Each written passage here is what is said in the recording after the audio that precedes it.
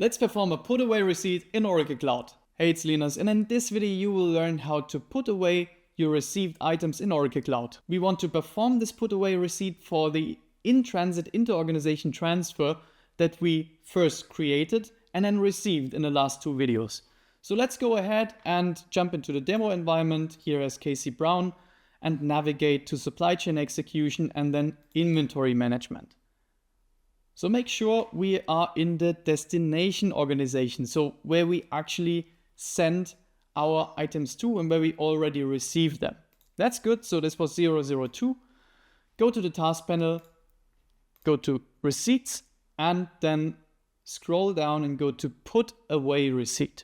This will open this side and you first gotta search. So I'm typing in my item, tap out of here, search, and this will give me the open line. And as you can see, it's the in-transit shipment that we created in the last videos. So what you're gonna do is highlight this line and click on the put away button. So what we're gonna do here is double check the quantity if receiving did a good job at counting the quantity, and then select a sub-inventory destination. This here is already set to inspection because that's what we selected when we created the in-transit inter-organization transfer the first time.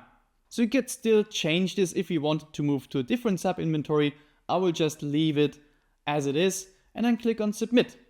And now if you switch back to inventory and go to manage item quantities, you will see that this step actually moved the material from your receiving area to your on-hand quantity. So that's the last step of in-transit inter-organization transfers completed.